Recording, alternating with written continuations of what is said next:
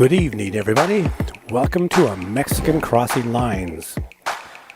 We're on episode 9 of PsyOp BS. PsyOp BS. I was just trying to remember the name of the podcast. Well, the podcast name is American PsyOp. That's right. We are doing a rebuttal to that podcast of lies and deflections and poo. All sorts of shenanigans. That's right. That's the good word. Shenanigans. If you're watching us on YouTube, you're at Duke1517. Facebook at E8.1. Fargo Moorhead Radio. On Twitch at A Mexican Crossing Lines. You can get hold of Cindy at kpppfm.com or me, Duke, at kpppfm.com. You can also leave us a message on our call-in line at 701-566-0917. And you're listening to KPPP LP 88.1 Fargo Moorhead, adding color to your airwaves. And if you want to support the work of low-power FM radio stations, independent media, you can go support us on our website at kpppfm.com/donate. That's right. All of your donations are tax deductible, and we do appreciate your support of our work. Also, you can support our work by sharing our programs far and wide so everyone can find out about how a PsyOp, a psychological operation, has been perpetrated on the American people. And it likely has a lot to do with the folks that were interviewed in this podcast, American PsyOp, and the people that are promoting it. Now, if you've been paying attention to our program, then you know that we left off on our last show with the video from one of the people interviewed for that American PsyOp 10-piece series American PsyOp podcast called Arturo Tafoya. And we went to his website, The Conspiracy Distillery, and we played you a video that he edited that is available on his website called The Only Way Out Is In. Is it a trap? Is it a trap? And this video showed us how the Russians studied the New Age movement and the weaknesses in Americans. And they referred to the Americans as useful idiots with crazy ideas of meditation, and that they meditated in their own bubbles instead of taking action against things that were affecting their communities, neo-fascist tendencies, people attacking your democracy, all of that. They were sucked into meditating into their own bubbles, and they called them extremely naive and misguided people. That is what we have seen, which has been transformed into the QAnon movement that also attacked our democracy on January 6th. We also saw in our last show a video with Deepak Chopra and Sean Stone about metahumans. And Sean Stone and his girlfriend having a sacred breath, sex-like cult type of association called the Sacred Breath Academy that Deepak Chopra is a part of. And on this show, I am going to explore the dangerous associations between the subject of the American PsyOp podcast series, which was Wesley Clark Jr., and also the producers of the podcast series, journalist Emily Bix, editor and director Jack Bryan, producers Stacy Scher, Jack Bryan, and Marley Clemens, and executive producers Grant DeSimone and Brent Meisalis of the Midas Touch, as well as others close to Wes Clark Jr., which were featured in this American PsyOp series, such as Nora Maccabee. And collaborators such as Desiree Kane, Dave Troy, Dr. Stephen Hassan, Heidi Kuda of the Radicalized podcast, and some of the people that contribute to that program as well. And I want to remind folks that in our previous programs where we have shared parts of recordings of Wes Clark, I've also been putting out replays. Yes. Of past programs years ago where I covered a lot of the information on folks like Nora Maccabee. There are entire shows. We just played one over the weekend called DC Influencers. It had a lot to do with Nora Maccabee, had a long recording of Wes Clark Jr. And in that recording, he actually refers to her as Nora Maccabee. Maccabee, yes. Like he mispronounces her name. This is one of the things that Wes Clark tends to do, both in this American PsyOp series and in previous calls I've had with him, where he kind of pretends not to know people that he's close friends with and just disassociates himself from being really pinned down to his associations with these folks and collaborations with these folks. But he definitely does have an association. And even within the American PsyOp series, he does try to distance himself from Nora Maccabee, and the American PsyOp people try to make it appear as though she isn't treated with kid gloves within the series and not really shown out for who she is and what dark and sinister associations she has. And for example, I want to share with you some of the posts that were made between American PsyOp, the tweet account on Twitter, which I'm assuming is run by Jack Bryan, but it could be run by his girlfriend, Emily Bix, or any number of people that are associated with the Bunker Crew or that podcast series. And in this exchange, they're talking to Nora Maccabee's husband, Todd Hathaway. First, we start off with this post by American PsyOp talking about how the moment that you've been waiting for, the American PsyOp series, is here.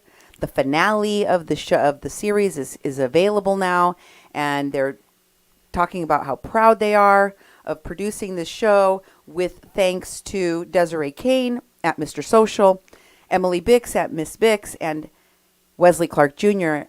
for killing it on the mic. Oh, yeah. Because he did such a good job. Drowning it on the mic, more like. And there's some responses from people like Todd Hathaway. One response here by the Killbox, which is at Todd Hathaway 1, is presumably Todd Hathaway's account, and he says, "My experience of Wes was Nora taking a call from Wes in which he proclaimed his love for Nora as his spiritual wife." That's kind of weird, isn't it, honey? Yeah, for sure. The call was on speakerphone when I was with Nora, so I heard that proclamation firsthand. She ended the call, and I called his dad. What else would you like to know? So Wes was being inappropriate with Nora Maccabee on the phone, calling her the spiritual wife, making what sounds like some kind of a move on her. Yeah. You know, inappropriate behavior. And the response from the husband is he calls dad. Yeah. He calls Wes Clark the general. Mm-hmm. I don't know, presumably to tell on him, yell at him, something. Mm-hmm.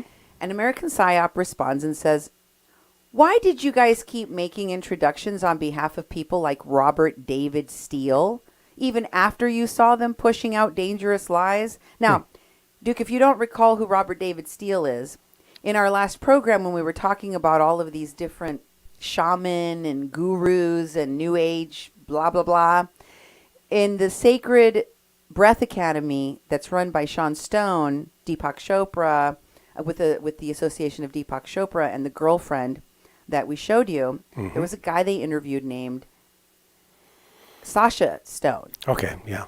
Really wavy hair guy. And then I showed you a video of what looks like some kind of judicial proceeding in which Robert David Steele is sitting in a judge's robe Oh, yeah. next to Sasha Stone. and they're talking about adrenochrome and child trafficking and 8 million kids being missing and all sorts of crazy stuff, right? That is Robert David Steele. He's the same Robert David Steele, by the way, that said that there were colonies of sex-trafficked, disappeared kids on Mars. On Mars, yes. On Mars. On Mars. Yeah. Okay.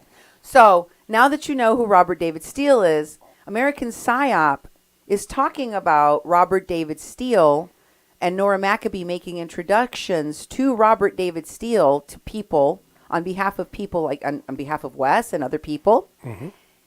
And they didn't put that in the PsyOp show. They didn't put it in the American PsyOp show. It's only if you read the Twitter threads that you're going to find this information. Okay?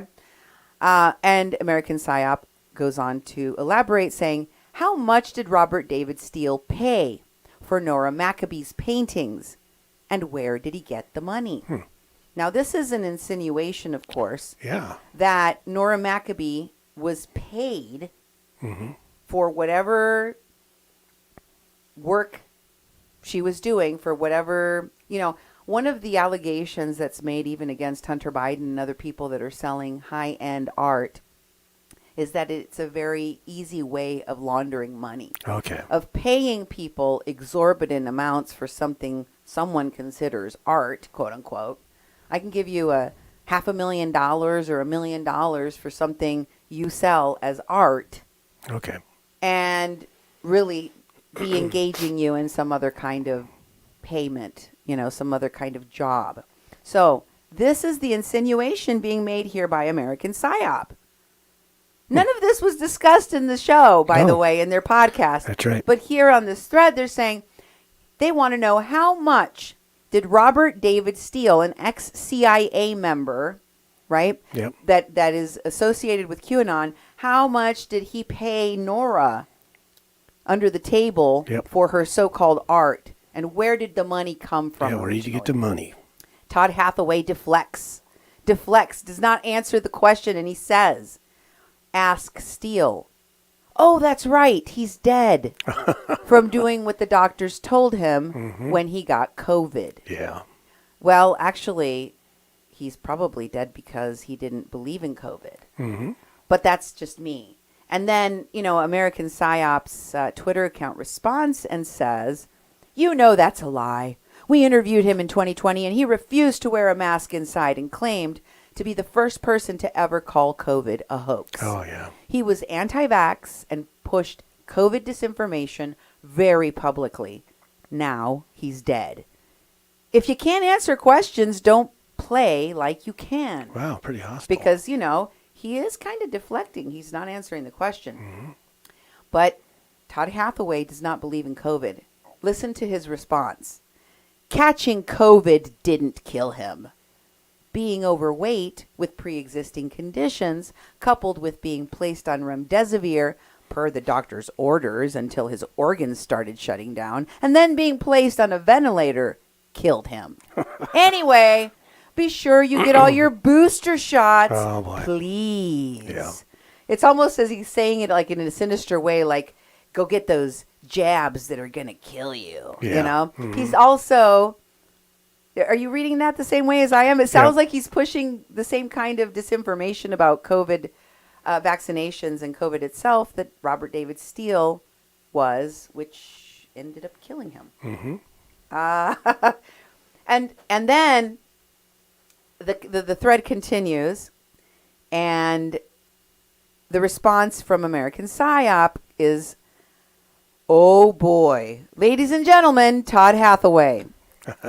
Why don't you tell the folks about the secret underground city 100 feet beneath D.C. that you would not stop talking about in 2017? So they're saying, hey, conspiracy theorist, here he is, letting his freak flag fly, telling you about the conspiracies that, hey, why don't you talk more about your conspiracy theories? And Todd Hathaway responds, 2 more factually incorrect statements in one tweet. Again. Anyone else in your group into adultery or just Wes? Call me when you can scrounge up enough IQ points to fog a mirror. After your COVID booster shot, Gold Star is on your immunization card. Oh, boy. After your booster shot, Gold Star, referring to the Jews being forced to wear gold stars during the Holocaust. That is what Nora Maccabee's husband is very clearly pushing in this response on Twitter. So he's pushing this very disgusting anti-Semitic vaccine hoax stuff. And American PsyOp responds to him and says, the strange thing is the only point of fact that you took issue with was Wes hearing you call the FBI. We included your denial, even though the email you forwarded to me about it was you telling the group that they should only call his dad and no more, which suggests more was on the table. So, what I'm hearing in this response from American PsyOp, it seems like they're talking around each other. Yep. Like they're not responding directly to one another. But what that sounded like was that he was protecting Wes and telling people not to do anything more than call his dad and talk about him being disrespectful, flirty, inappropriate with women. And then Todd Hathaway responds to them and says, I explicitly asked you to stop bad-mouthing my wife, and you didn't stop. So now you have my undivided attention. That sounds a little bit like a threat, don't you think? Yep. Do you think that's a threat? Sounds like it. American PsyOp responds to him and says, that's not true, and you know it. I literally go out of my way to state that I think Nora is largely a victim in this. I think she also did some pretty sketchy stuff and worked with some very sketchy people, but at no point do we say anything nasty about her. And that is true, because they did not say anything nasty about Nora Maccabee. They didn't even thoroughly flesh out all of her sketchy, as he calls them, associations. Nor did they explicitly tell folks what those associations were and how they're connected to the alt-right, to the conspiracy theories, to QAnon and the people that are suspected of creating QAnon are definitely contributing to the conspiracy theories spouted by QAnon. Nevertheless, American PsyOp persists and tries to play nice with Todd Hathaway and says, I spent a long time on the phone with Nora going through this, and I know you were in the room because you answered questions. So, again, they're playing nice. They're definitely making sure one hand washes the other. We're all friends here, aren't we? Can't we all get along? Yes, exactly. Because I don't know, to be honest with you, Duke, I cannot tell if this is a real fight or if this is a fake fight. Yeah, it's hard to tell. Because, you know, we saw a lot of this kind of nonsense with the people from Standing Rock. Yep, exactly. As soon as someone would be caught trafficking drugs, trafficking humans, abusing women, raping children, defrauding people, getting in trouble for serial rape or having had their, previous criminal history exposed to the public, then all of a sudden they started throwing each other under the bus, telling on each other, acting as if they're angry with each other, and making very public posts about how they no longer associate with these people. And they make it almost seem like they've never really supported this person. When in fact, we know that Desiree Kane and that Wes Clark and the whole PR machine, Winnie Wong, Seven McDonald, all of the people that were associated with Trevor Fitzgibbons and Ann Zalakowski and their PR group that was supporting all of the people from Hollywood, that was working on many political campaigns, including Bernie Sanders' campaign, right? That they were always working to promote and support all of these folks all along. And so it's very hard for me to tell what is a real fight, what is a fake fight. Yeah. But I do know that there are close associations between the people that produced this show, the people that collaborated, the people that promoted it, and the people that have sketchy connections to QAnon, to Standing Rock, and to a lot of very bad people. And so here is the continuation of this thread. Todd Hathaway then says, also, be sure to move out to the West Coast if you're not already there, and stay put, please. Now, I'm not for sure 100%, Duke, but I think that refers to the fact that people are saying that they're leaving California. Remember, Elon Musk even. Yeah. He said, California and this Democratic governor and these Democratic states, they're bad. We want to get out of places like this. And there is even a movement, Duke, to secede. You've heard that crazy ideas. Marjorie Taylor Greene say that they want a national divorce. This is not an idea that originated with Marjorie Taylor Greene. This is an idea that has been around for a while. And it originated with people that wanted states to secede, including parts of Indiana, or Idaho, Okay. including parts of California, or all of California. They're actually, negotiating. They want to keep certain parts of California. Oh, that's right, yeah. And get rid of parts of California. Yeah. And secede from the Union. You've heard of this nonsense. Yeah. I think it's nonsense, definitely. I think that is what they're saying. Hey, why don't you go and hang out in California and stay there, okay? Stay in that place that's going to be, like, kicked out of the country. I'm not sure, though. Folks, in the comments, you can let me know what your thoughts are. Here is the response by American PsyOp to that suggestion. The strange thing is, the only point of fact you took issue with was West hearing you call the FBI. Okay, so this is the same thing that he said before. We included your denial. Yeah. Even though the email you forwarded me was about you telling the group they should only call his dad and no more, which suggests there was more on the table. And then there is there more response? Yes, Todd Hathaway then responds back to American PsyOp, don't badmouth my wife. You didn't stop. Now you have my undivided information. There are parts of this thread, by the way, that were deleted. Yeah, I saw that. So there were, I might have a few things that are overlapping because they contain parts of the thread that existed before Todd deleted them. Because Todd Hathaway deleted some of these posts, so they're no longer available. You'll only be able to hear about them here on Mexican Crossing Lines on 88.1 FM. And so here is another thread. This one starts off with Emily Bix promoting the show, and she says, after listening to the final episode, American PsyOp, you will no longer question if Wes's story is true. And that's maybe the scariest part. Oh, yeah. And then, who responds to that, Duke? Attractive Measures. And you remember who that is? No. That's Jack Bryan's movie, Active Measures. Okay. So I'm assuming that Active Measures is Jack Bryan.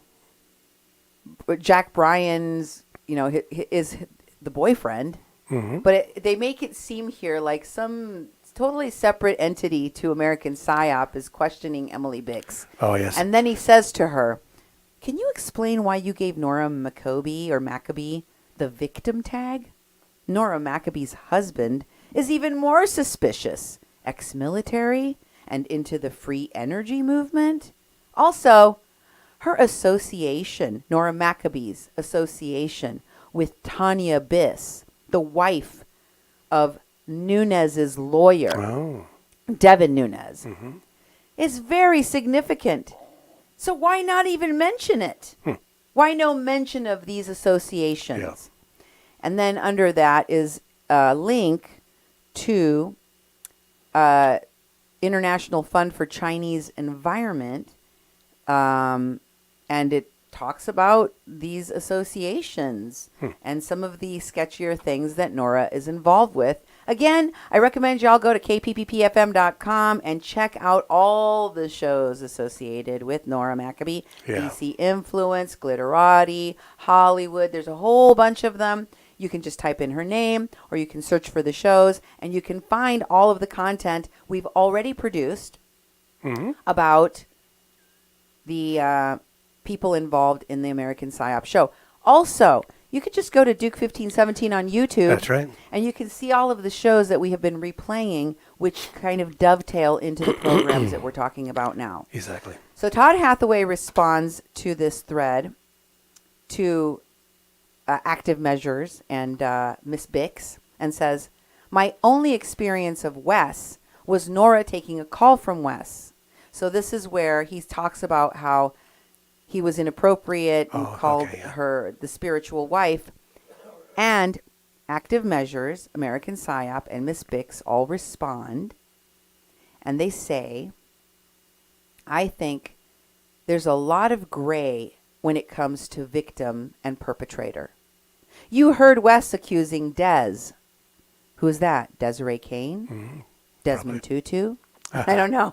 I'm not sure. Desi Arnaz? Desi, yeah. Who exactly is Des in this? But I'm assuming it's Desiree Kane. But he says, "You heard Wes accusing Des. Is he a victim or perpetrator there? I think Nora is a great introducer and facilitator. That can be good, or it can be really dangerous if you aren't careful about who you help." I think that's a very good point. Also, I think it's naive of Miss Bix and Active Measures, or Emily Bix and Jack Bryan and the people that produce this show, not to take their own advice and recognize that whether or not you can assign blame or you can assign victimhood or perpetratorhood to these individuals, they did have associations that were harmful. And they did support, promote, and work with people who are very problematic. And that's being generous and kind on my part. I'm talking about people that were promoting all sorts of nonsense about trafficking of children while associating with people that actually traffic children. Yeah, exactly. Talking about, getting rid of the deep state and stopping sex trafficking and stopping abuse of women while associating with people that abuse women and traffic children and are pedophiles. Like, if it cannot be more stark for me and you that we've been watching these associations and how these people both deflect about who they're associating with, but also act as if they are saviors of the problem that in many cases they helped to create. Exactly. Okay? I think Wes is a perpetrator. I think Nora is a perpetrator. I think a lot of the people that you put in here are perpetrators of harm. They did do harm, whether it was because they whoopsie stupided it or because they did it on purpose. I really don't care. I can't see into the hearts of men. But what I can see is their actions. What I can see is the aftermath of their actions. And what we saw here at Standing Rock was a damn mess. Expensive, painful, put a lot of people in jail, destroyed people's life, put people in early graves, killed others, destroyed people, literally. And there's been a steady stream of people getting arrested, being found out for defrauding folks, and continuing to do harm. And platforming Wes and platforming his lies about his victimhood and the lies that he's trying to perpetrate about Nora being a victim or Desiree being a victim or all of these other people being a victim is as much of a harmful effect as what they are doing, American PsyOp producers. here is what was responded to after that.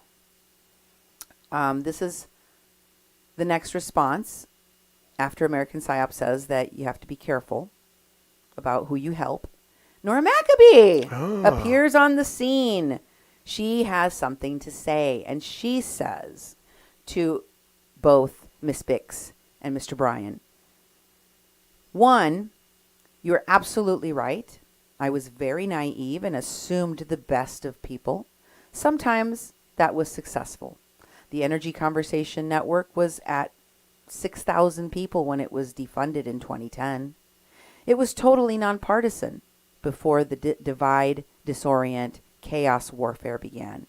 And number 2, in earnest on the weaponized internet.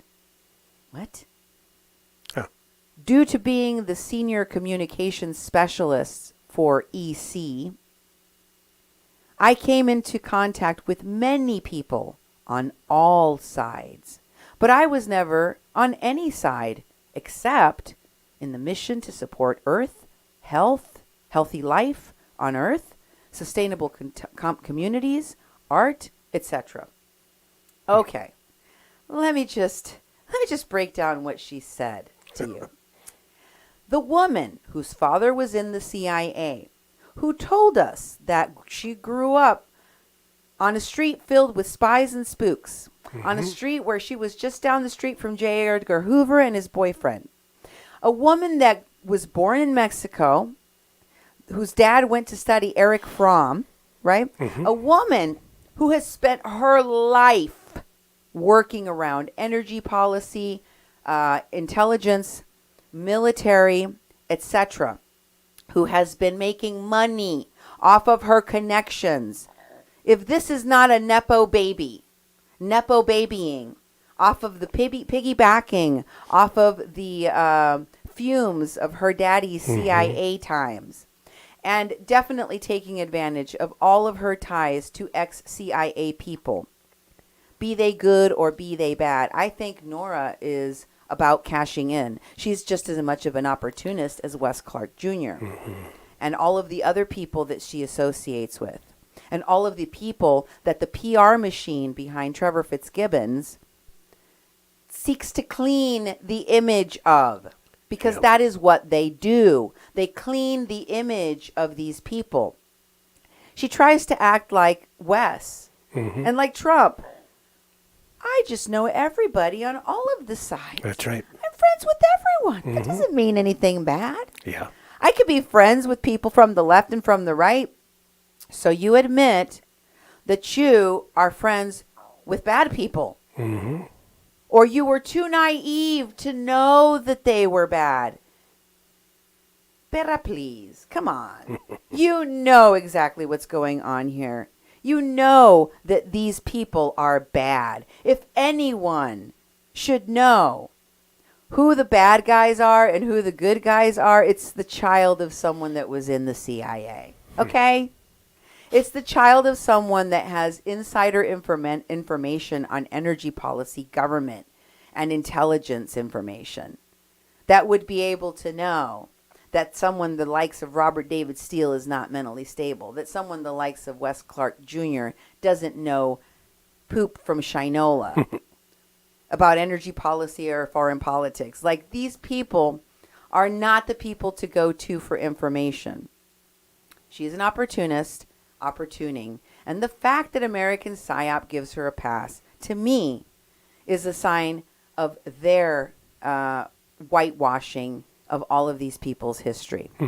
Next, we have American PsyOp responding, a new thread. This is a new thread in which they're talking about what they're working on at the time. And they said, why haven't we tweeted in a while? Are we lazy? Are we moved on? Are we busy doing a bonus episode? Oh, yeah. Bonus episode was the final episode that they did with Wes and Dr. Hassan. Just let the camera roll. Right. American PsyOp then says, sorry to disappoint, but you don't come up. Sorry to Todd Hathaway, because Todd Hathaway, as you can see, deleted a tweet there. Yeah. And American PsyOp responds to Todd Hathaway saying, sorry to disappoint you, but you don't even come up in the last episode. So you don't need to post any more weird fury octopus ladies or whatever the hell this madness is. Huh. I don't even know what he posted. About, yeah. But other people respond and say, who is that guy? A troll? And American PsyOp says, that's Todd Hathaway, Nora Maccabee's husband. He's not happy about the podcast. I'm not sure why. Literally, the only thing that he denied was that he called the feds, and we added his denial. So, American PsyOp wants us to believe that Todd Hathaway and Nora Hathaway are both very angry. These people are literally millionaires. If they wanted to sue, if they wanted to stop the information contained in that podcast, it would be gone already. Mm-hmm. It would not have lived to see the light of day. But we know that they're okay with it because they didn't sue. And we also know that they're okay with it because even though, according to people, including Todd, they called the FBI and reported the activities of Wes Clark. They didn't. And they told others not to. So, continuing on the thread, someone responds and says, Nora, ? I'm so glad at JZIKAH, I don't know who that is working for her, is working her magic here. I needed a refresher, a re-listen. And American PsyOp says, yeah, Nora comes up in episode 3 and then more so in episode 4. She's the one who introduced Wes to everyone at Standing Rock, or at least James Martinez. Now remember, James Martinez is the person who interviewed with Wes and John B. Wells in the Conspiracy Distillery page. That's right.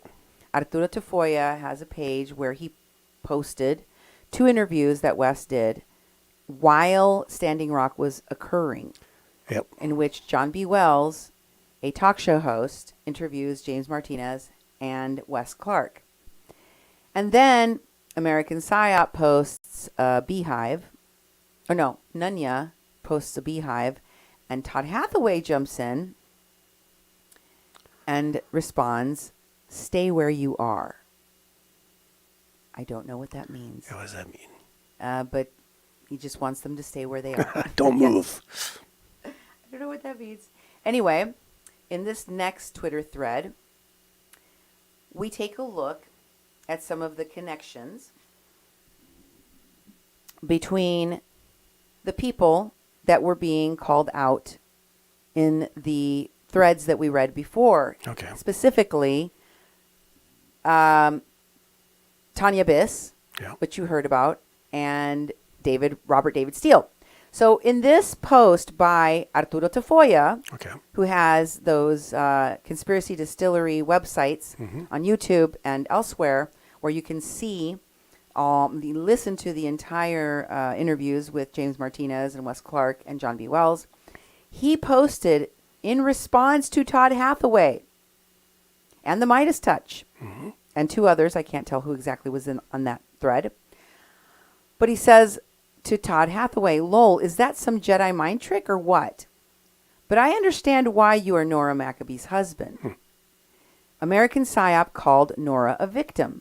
And I'm more than happy to give you a call and clear things up. I have nothing against anyone, and maybe I am able to change my opinion, so thank you for answering me. And then he posts, what you can see there are 2 emails. And the first one is an email between Tanya Biss and a guy named Michael Levine. You can see right there at the very top, it says a foreword about Cicada 3301, the puzzle game, and its tone and format. That's what it says there at the very top. And the tweet is from Ahme. Ahme is Tanya Biss, and doesn't have her redacted the email there. And the subject is Cicada tone and format, and it is written to Michael Levine. We'll talk more about who that is in a moment. If you could blow that tweet up, or that tweet, if you could blow up Excuse me. Make it bigger so you can read it. So I can read it. It's a hard one to deal with, but here we go. I can read it for you. I just wanted you to make it a little bit bigger so people can see. It says, Saint Germain. Now, Saint Germain is that I am cult person. Okay? Saint Germain, all of whose movements seem effortless, grabs the weapon on the second in command and rams its butt into the stomach of another, sending him sprawling into yet a third, who loses his Uzi. He draws a handgun from his belt and levels it at Saint Germain. And then Saint Germain fights over guns. The level of detail reads like this. And then in parentheses it said, add cliche gunfight scene with a clinched Uzi and stereotypical ending with gun pointed at Saint Germain. And just use like SG, not the whole name, Saint Germain. It's really tedious to read. A script is to give the flavor of the character. This is a very minute detail. And with a name like Saint Germain, that is so hilariously bad, like Get Smart level bad, like an 8-year-old named the Super Spy, that you need to own that and make it, tongue-in-cheek. There is zero need for the caps and things like make it seem effortless is supposed to be something you have to draw into the character, not at each line. Everything, obviously, must be easy for the protagonist. It's taking you 90 pages to get to the dialogue. Happy to help if you sort of just see how they buy them, that you will get it out fast. It looks like you write actual fiction. It's very hard to switch. The all caps are just brutal. Got to take those out. And so, in response, you see Ahmed writes, usually this is much less writing of a description in the beginning. You must just start with the dialogue, and there's way too much New Age crap. And then Ahmed writes again, dude, it only took me a couple seconds to see why you are not selling this. Call me. Have you written a script before? I'm too tired to write emails. If we have a 5-minute discussion, I can get a better idea here of what you want to do with this. Have you done a lot of this? Do you have a paper on it? And Michael Levine responds to all of these different messages about the Saint Germain script. Obviously, we're talking about a movie script here, or a show script of some sort. And the response from Michael Levine is to Tanya Biss, Stephen Biss's wife, the lawyer of Devin Nunes. And he says to Tanya, Thomas, that's Thomas Schoenberg, Thomas filled me in a bit today about your discussion with Sean Stone.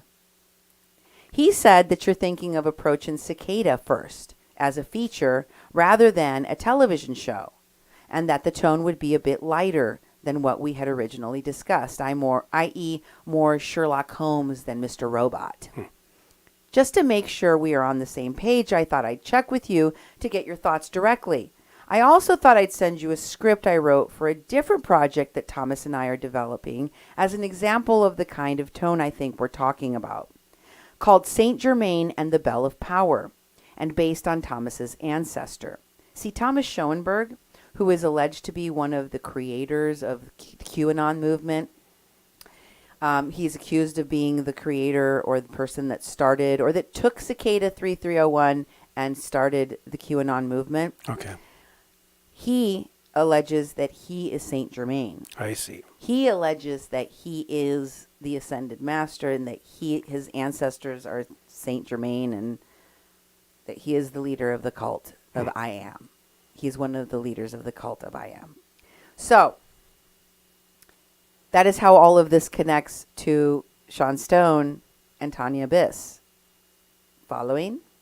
Continued, he says, this Bell of Power is a feature-length script intended to be either the first of a theatrical franchise or the first of a series of made-for-television films like the format of the contemporary Sherlock Holmes series. It certainly has serious aspects, like the opening scene in ancient Egypt, yet there's a sense of humor that pops up again and again, i.e., in the second scene in which we meet the modern Saint Germain. That tells the audience this is not to be taken quite so seriously. Please look it over and tell me if that's the kind of direction that you and Sean Stone had in mind for Cicada.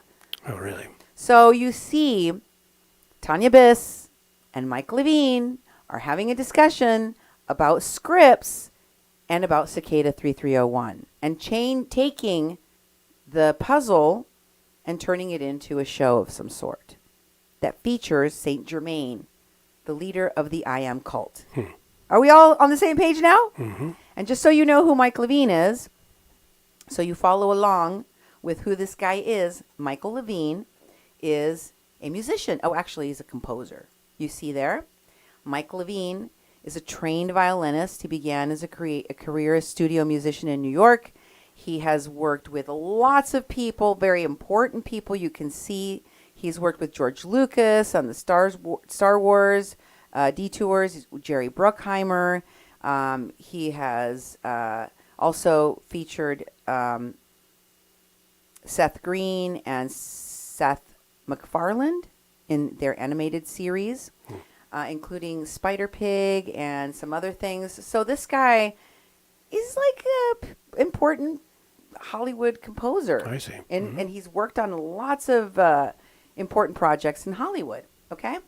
He's not just some nobody. Let me just put it that way.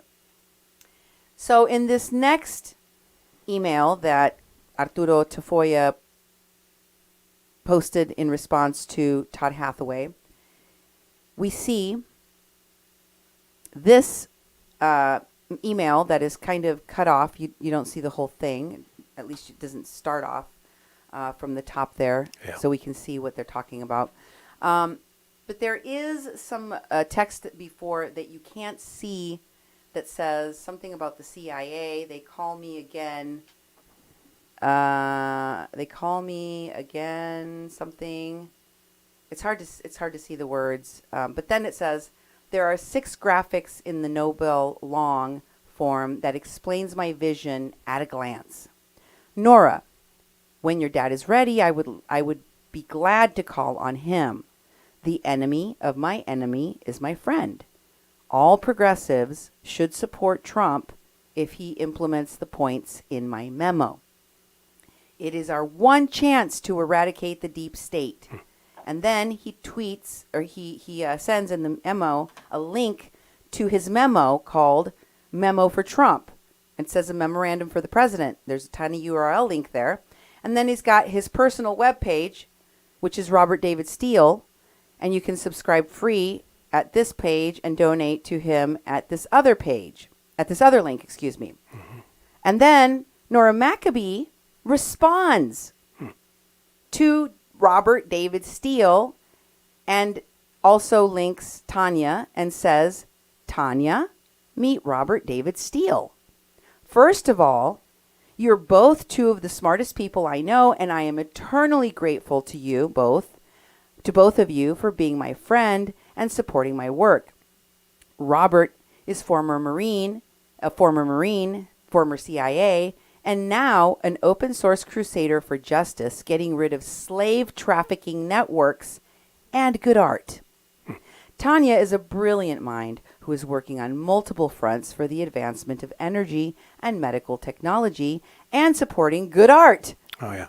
Robert is about to go to Norway, but was thinking you and he should meet as he can brief you and your networks in Virginia at what exactly is going on. Some links at Robert, blah, blah, blah, memorandum for the president, personal website, blah, blah, blah, love Nora. Yeah. That is who connected Robert David Steele and Devin Nunes's lawyer, the wife of Devin Nunes's lawyer, Tanya Biss, because apparently she has a lot more to do with all of this than just her husband being a lawyer. And here is that tiny URL link. This is where it goes to. Could you quickly read what that is, Duke? It says at the very top, it's a public intelligence blog. Let's see. I can make it a little bit bigger so I can see it. Robert Steele memorandum for president, warning on a violent spring, American spring. 8 actions for Donald Trump make America great again. Update number 8. White House petition numbers being rigged down. And it goes into some other detail. 09 Justice, 11 Society, Collective Intelligence, Commercial Intelligence. These are all the But the short URL that you see there is the Trump memo. Yep. So you can see that this links to Robert David Steele's website. Definitely. It is Robert David Steele that is being communicated with between Nora Maccabee and Tanya Biss. And these are not innocent associations. Yeah. These are evil people that spread COVID misinformation that led to the deaths of untold numbers of people, Duke. Unknown numbers of deaths. And also Tanya Biss and her involvement in Cicada 3301, in QAnon, her involvement in spreading misinformation and promoting and hiring and paying people who have allegedly done some very bad things that have hurt our country and that have ended up killing people. So, again, it begs the question, how did the people that were running this show miss that? Now, I want to go to a thread by Jack Bryan, the producer of American PsyOp, in which he talks about the a website where he found a lot of information about the connections between Russia and a whole bunch of misinformation that led to QAnon and other things. So in this thread, he talks about the anatomy of an incredibly well-preserved Russian disinformation website, and it's on the WikiLeaks, or not, what's it called, the Wacky Wayback? Oh, yeah. And he says, yesterday I found the right-wing Russian alleged aligned or controlled website disinformation website Rumor Mill News, which is incredibly well archived in the Wacky Wayback machine to 1999, the internet disinformation equivalent of finding a fully preserved T-Rex in the mud. And then he shows you the website's page and says, let's start with the fun stuff, okay? How do we establish this is a Russian propaganda site? Does it consistently pump out headlines with Russian narratives on things Americans don't know or care about? Yup. And then it says, if you need more examples, they're endless. So if we accept this is a Russian propaganda site, what can we learn about Russian ops? Well, what was its relationship with Trump from the early 2000s to 2015? Trump is treated as simply an amplifier. As they put it in 2011, he may be puppet number 37, but he can mainstream stuff. And then in June of 2015, the same month that he announced his campaign, boom, it's all promotion. Probably the most interesting find was how quickly they started promoting QAnon. The first Q post on 4chan was October 28, 2017, and on that day, they're setting their audience up for an information drop.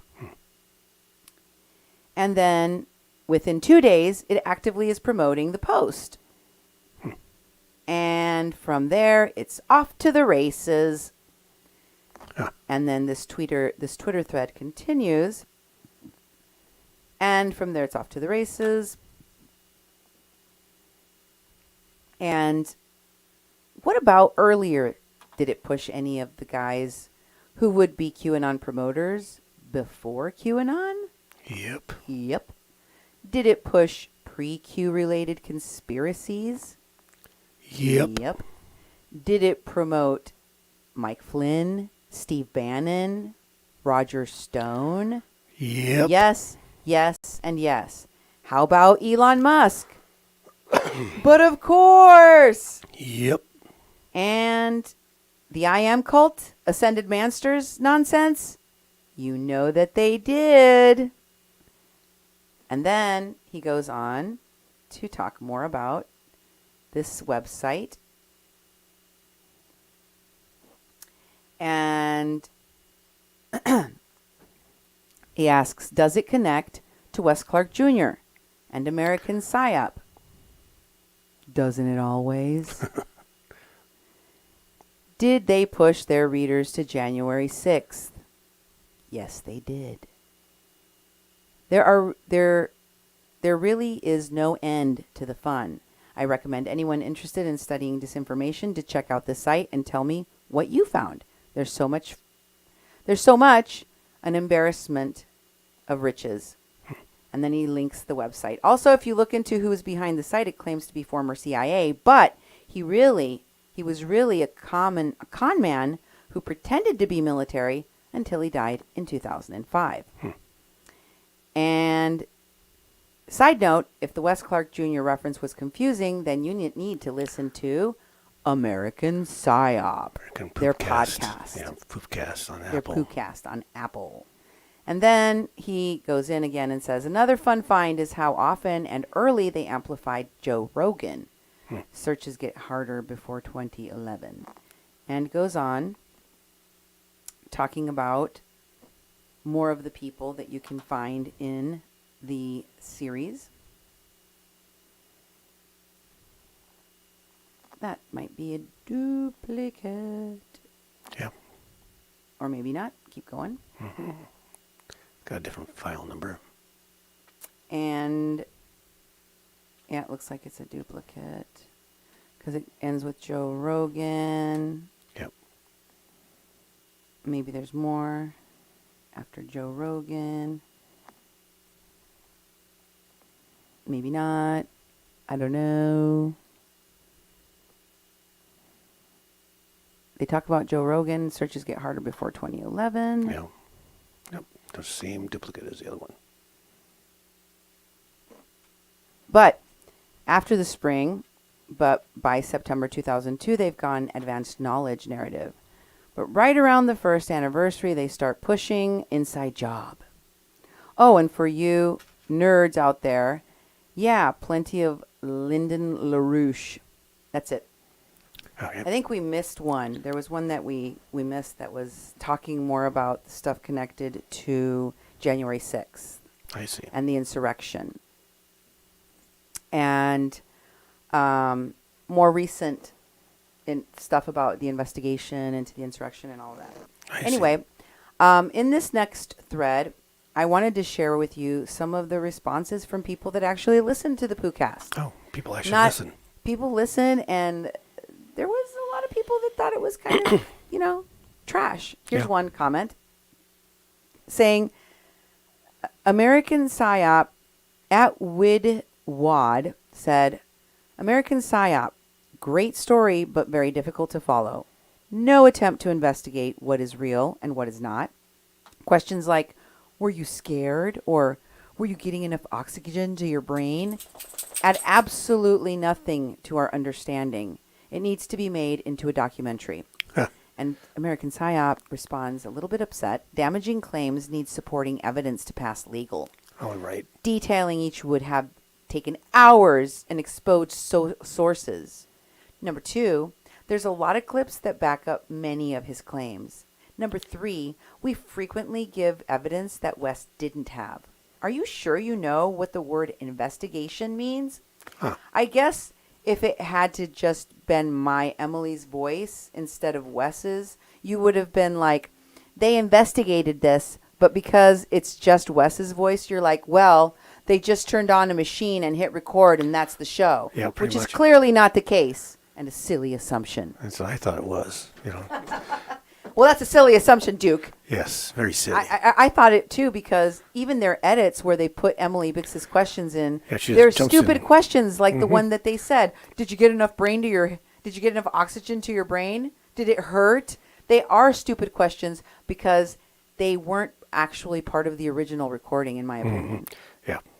The way that they did it, they just kind of spliced in questions so it didn't sound like they just hit record. Yep. And American PsyOp, again, trying to defend and deflect, says, we mention it every time we couldn't find evidence for a thing. And we mention that we can't say a name for lack of evidence. Did you not think, oh, there's a name. I know what happens when they can't find evidence. Therefore, I think most people could put that together. No, no, I don't think most people could. It was a poop show. Yep. It was very confusing, poorly edited.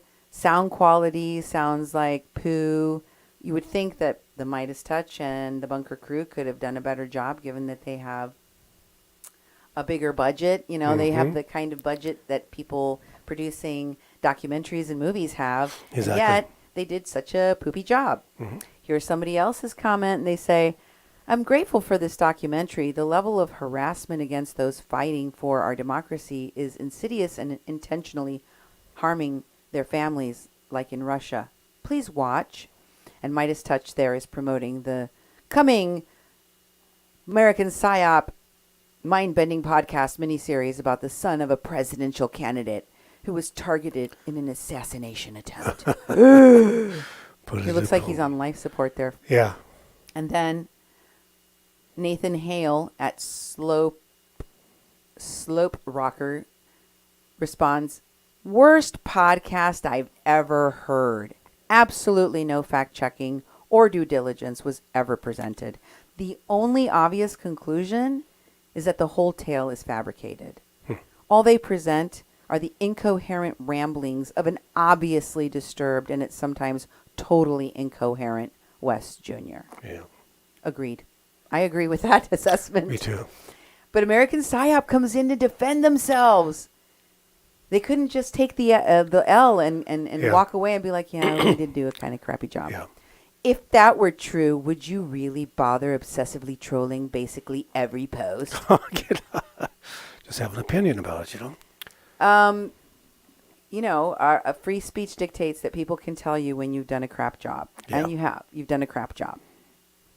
But Wes also was out there promoting the show and ascribing magical powers. Once again, he's the victim. He's persecuted. But also, every time that he opens his mouth and speaks truth to power, the world is shifting. Oh, really? Check out this post that he did on Twitter where he's retweeting American PsyOp. And Ron Filipowski tweeted that Michael Flynn and Eric Trump were at an event where Lee Dundas said that she coordinated behind the scenes with Flynn and others to secretly organize a mass sick-out of supply chain and transportation. And in response to that, Wes Clark tweets that same... Can we go back to the top there? Okay, sorry. So I can read what he responded to that. So the response is before. He said, okay. Flynn Kook openly admits to sabotaging the American economy to produce last year's Biden supply chain crisis. Listen to American PsyOp to learn how this ludicrous and dangerous network of warped individuals manipulates events for news stories and sows paranoia in our country. So, just so we're clear, he wants to link his knowledge and what he talked about in American PsyOp to Michael Flynn. And Jack Bryan responds there. Oops, he took it off the screen. Too bad. Jack Bryan responds there. We only saw these people are trying to blah, blah, blah. So Jack Bryan, the producer of American PsyOp, responds, and so does Wes Clark, to news about Michael Flynn sabotaging the American economy, saying, you got to listen to American PsyOp, because Wes Clark is explaining to you how these people manipulate. The secrets of the universe are found within this American PsyOp podcast series if you just listen. Here's another tweet by about American PsyOp. This one is saying that Michael Flynn is suddenly disavowing QAnon, calling it a PsyOp, and saying that people who believe it are stupid. American PsyOp also says, my work here is done.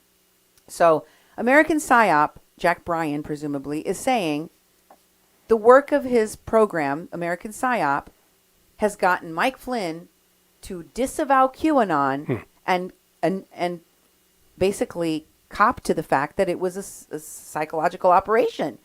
He is confessing. Okay. Because of the American PsyOp series. Wow. That's what he's saying, right? That's how powerful that series is. Yeah, he's like, my work here is done. Mm-hmm. I did that. And Wesley Clark piggybacks off of that and says, it is not a coincidence that he does it within 48 hours of episode 9's release, which names him as part of the psychological operation because he is guilty AF. Yeah. So both of them are donning the cloak of, we are the people that know everything. Yeah. We're the ones with the real truth here. It's all in American PsyOp. And we name the names. We tell you who the bad guys are. We tell you exactly. And as soon as we put this information out, Michael Flynn is like, yep, I confess it was a PsyOp. I don't want anything to do with it anymore. Because of their work. Do you believe that? No, not at all. Especially after episode 9. I mean, by the time you got to episode 9, you spent about, over 10, 11 hours of your life listening. And I took more interest in episode 8 because they started talking about Cindy Gomez. And 7. Episode 7 is starting. Was it 7? Okay. Well, I know 7. That was 7 and 8 were ones that we were brought up. We were never talked to. There was audio cuts from shows we did, out of context.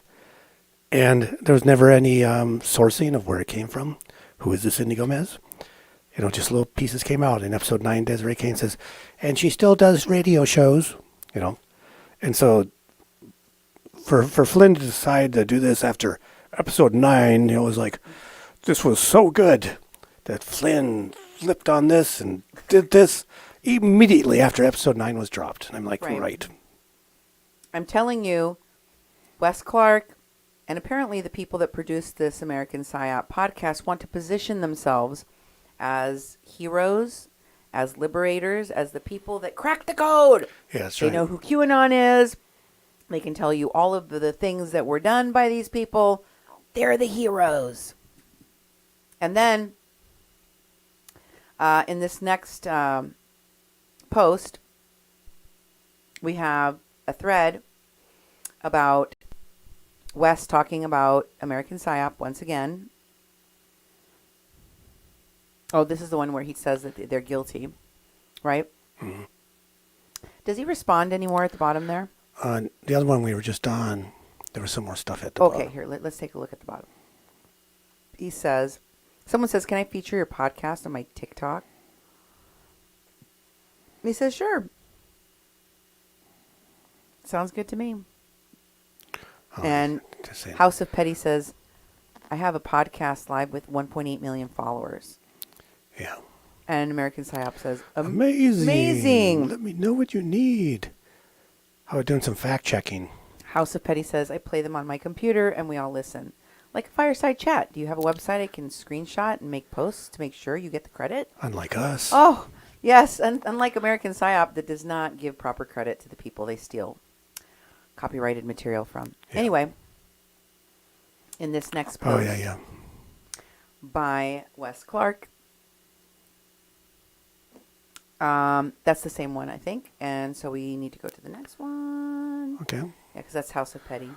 All right. And the next one, we have Wes Clark talking about how he was on Heidi Kuda's show. Heidi Kuda tweets. I've had a lot of favorite Radicalized podcast episodes, but the one about to drop with Wes Clark Jr. is incredibly special. Really? I'm grateful to Wes for sharing his experiences and knowledge about being targeted by psychological operations with me, Jim, that's Jim Stewartson, and Hi-Fi. Those are the people she produces her show with. I see. Her Radicalized podcast. And Wes Clark says, I had a fun time talking to y'all. Oh, yeah. And then I want to show you another post by Wes where he talks about the recordings that they stole from our program. Presumably, if he didn't record them himself, Wes says, not sure we can include this on the American PsyOp podcast, but as this entire thing was going on, we had 7 rescue dogs and 2 rescued cockatiels living with us, just to add another element of chaos. I remember all those dogs they had? They were barking and barking. Mm-hmm. And they were in our conversations that were in the shows that I posted. Wes goes on to say, I just got notified by Twitter they put a content warning on this tweet. I appealed, but it's anyone else is saying it. Kind of curious why that would happen. Seriously, what the F in my face? Is my face with words American PsyOp below somehow sensitive content now? And then the next person comments, I see it, and Wes says, also kind of strange that some people can see it and others don't. And then, after they talk about how there's a content warning and how strange this content warning is, just because they talked about the animals that were in the show, then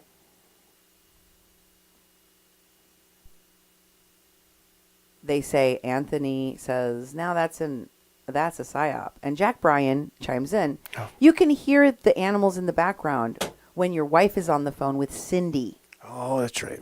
But no, another one of the great weird things that we didn't get into. Because this is the only time that Mr. Bryan, the person that produced the show, even mentions my name in a tweet, or yours, or anybody's related to the content that they stole. That's the only time. Notice how they make sure to keep the name of our show, the name of our station out. So if you're listening to this program on our radio station, you're listening to 88.1 FM, KPPLP Fargo Moorhead, where we are adding local color to your airwaves. And you are listening to your hosts, Cindy Gomez-Schempp. And Duke Gomez-Schempp. And we are now going to cover that radicalized podcast of Heidi Kuda's. Heidi Kuda has a series of podcasts you can find on YouTube. And that's how I found all of these podcasts. And they have a number of people they do the podcast with. This first one shows the podcast which features Wes Clark that Heidi Kuda was referring to in that tweet. You can see it was episode 56, and that has Jim Stewartson and Hi-Fi, the other person that does the show with them.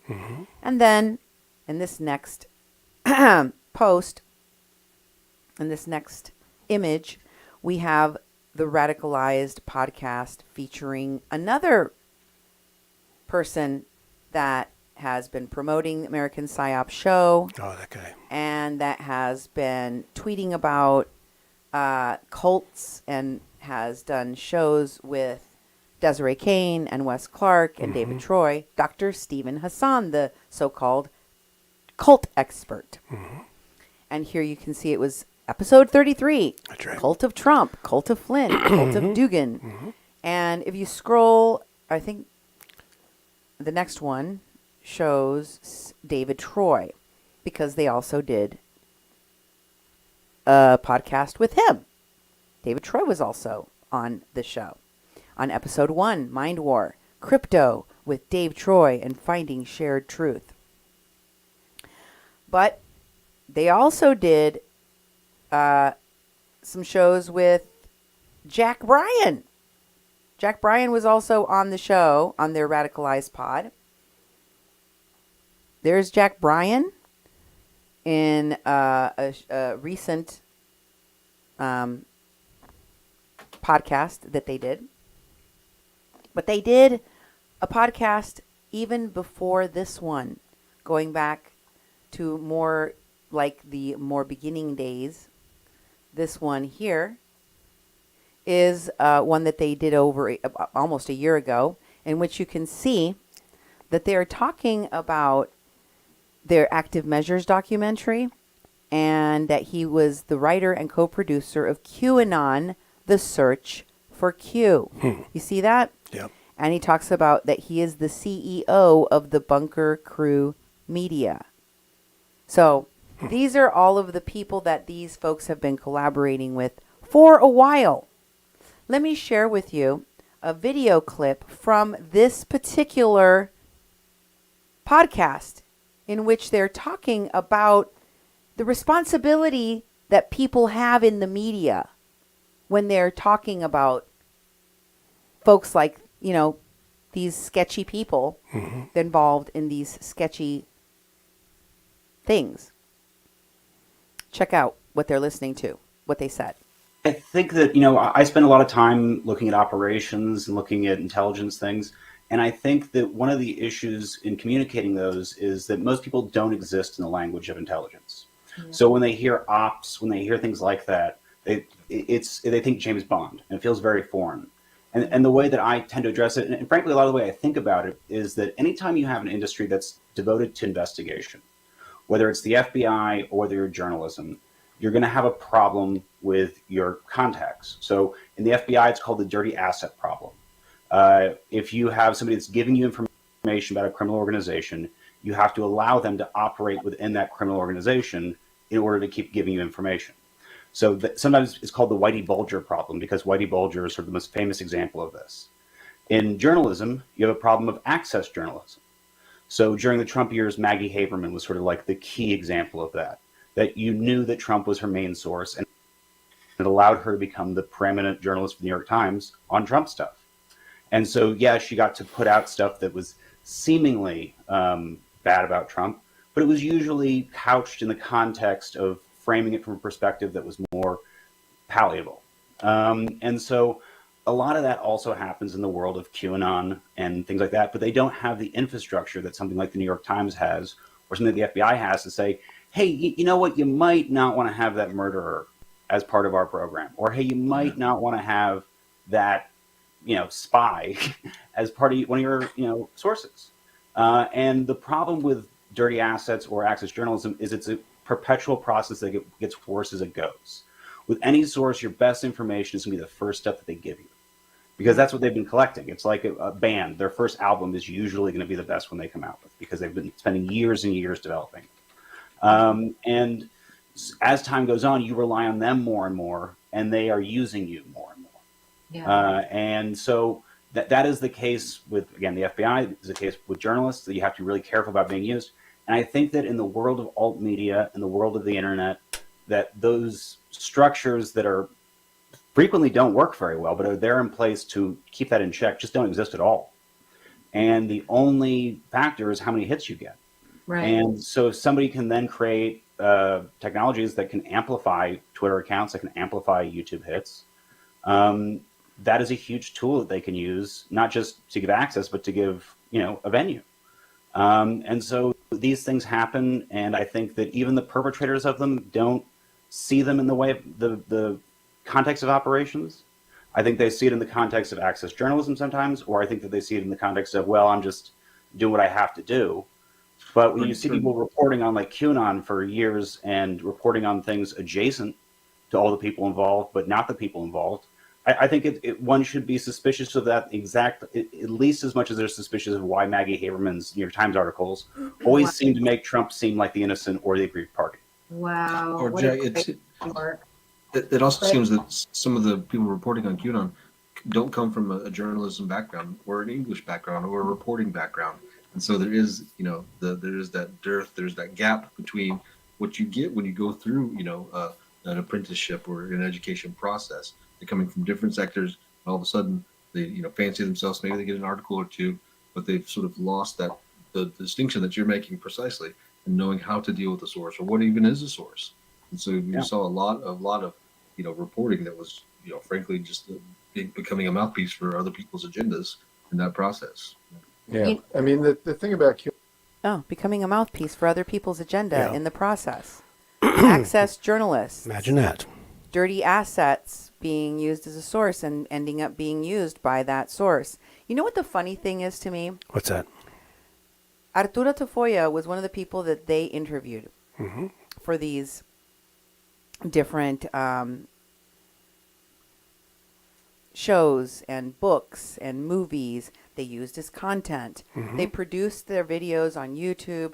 They produce their documentaries, their shows, with his help. Yeah. With his assistance. And expertise. With his expertise. His research. And in fact, they even gave him credit in some of their shows. However, they cut his interviews from their American PsyOp series. They barely flash his name on the documentaries, in the comments, in the description of their YouTube channels, and they completely cut him from the discussions, from the groups, and they've tried to discredit him thoroughly, while at the same time they want to villainize certain people, while at the same time taking the Nora Maccabees and turning them, and the Wes Clarks and the Desiree Canes, and turning them into victims. I mean, what he just said, what Jack Bryan just said, is advice I think that Jack Bryan needs to hear. Exactly. I think that old Jack Bryan needs to talk to new Jack Bryan. If he could travel back in time and talk to the old Jack Bryan, he needs to hear from that guy and take that guy's advice. This is like the pot calling the kettle black. Yeah. To the worst degree, because they have talked about everyone involved without talking about the people involved who are in the American PsyOp series and all of the people that helped to produce this nonsense. They left those people and their involvement in all of this out of the equation. So they end up being mouthpieces. They end up fitting the agenda, maybe more than they would like to admit. And in this post, this is the most recent from their YouTube channel, where they talk about the fact that they're not doing a show for this week because, as it turns out, guess what? They got death threats. Oh. Well, Jim Stewartson got COVID, but Heidi Kuda has been getting death threats ever since Joe Flynn, the brother of Michael Flynn, called for her to be arrested. And I thought, that is wild. These people are always on the run, like their lives are in danger.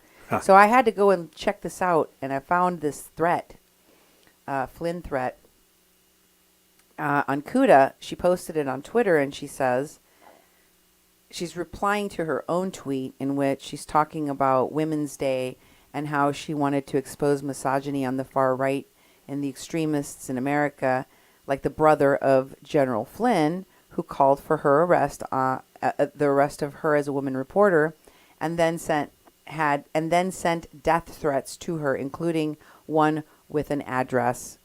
They really must hate themselves. And Heidi retweets herself saying, at least his troubled brother isn't calling for your arrest and unleashing death threats on you. And if you go to the next tweet, you can actually see the full thread in which the alleged threat happened. It starts off with Jim Stewartson tweeting or retweeting Mike Flynn and saying, war-ending solutions, that means giving Crimea back to Putin, who invaded Crimea back in 2014 because General Flynn was the director of defense and intelligence, and he let that happen. Yeah. And then he tweets, #arrest Michael Flynn. So Jim Stewartson retweets Michael Flynn, who was talking about the Nord Stream pipeline attack and how that people need to be cautious about listening to war hawks and neocons with regard to Crimea. And Jim Stewartson says, in response to that General Flynn is to at fault here because he was the one that let that happen, the invasion of Crimea back in 2014, and he doesn't want war because he's a criminal that wants to let Putin have his way. So he says, #arrest Michael Flynn, to which Joseph Flynn, Michael Flynn's brother, responds and says, Jim, this tweet is dumber than your average dumb tweet. Give it up, homie. And Jim responds to him saying, thank you for identifying that this tweet as something that triggers you, Joe. Which part of my factual tweet are you pretending to disagree with? Be specific. And Joseph responds saying, let me educate you, Jimbo. The DIA chief is a staff job, not a combatant commander job. DIA provides intelligence as a service to combatant commanders. Stand down orders came from Obama and crew. Warnings were given 4 weeks prior. Russian troops massing on Crimea, Russian troops massing on the Crimean border. And then Joseph Flynn responds with, arrest Heidi Kuda.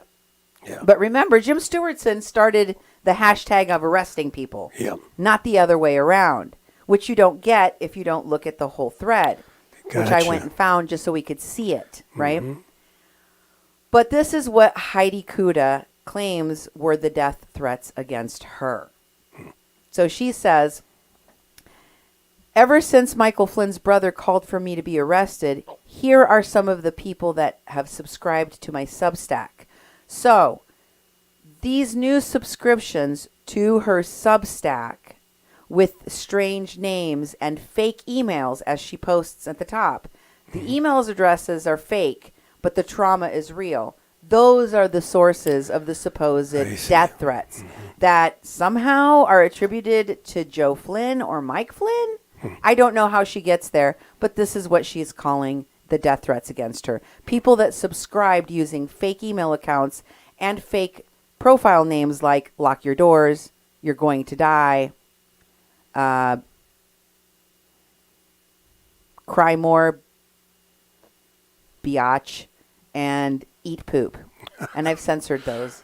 Yeah. But those are what she claims are the death threats that caused them to cancel their show. Wow. Do you consider? I mean, is it hyperbolic? I don't think that constitutes a real death threat. No, we've had a lot worse than that. Right, and I think that it's like victim signaling. Mm-hmm. I don't know. It doesn't make a lot of sense to me, but it's what we have. Yeah. And I want to set you up for our upcoming show, in which I will be going over the continuing connections between Sean Stone, Wes Clark, and all of the people that they were connected to at Standing Rock.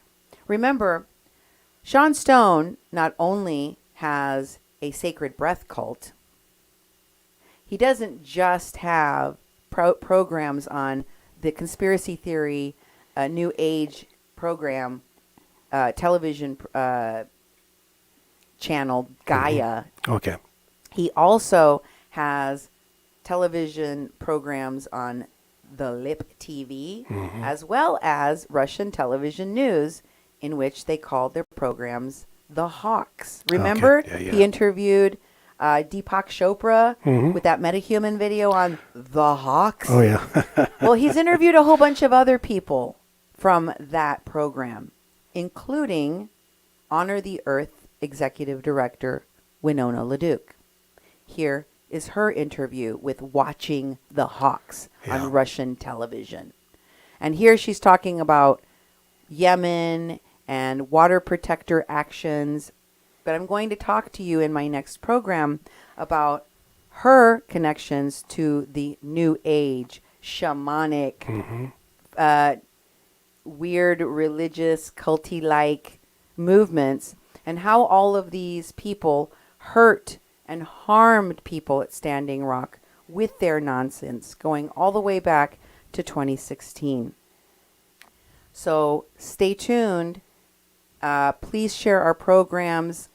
And I look forward to hearing more from those of you who have been listening to our programs. We've actually been getting a flood of information from folks that were targeted by Wes Clark and his crew and the mercenaries that were out at Standing Rock.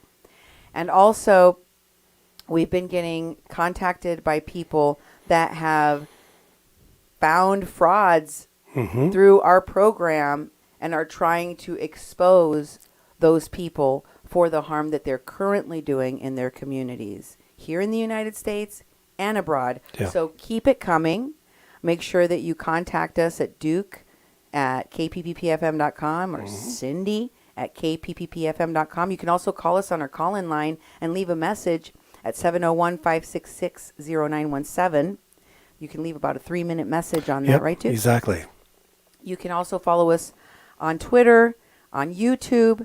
Make sure that you go to kpppfm.com and check out our programs from the past.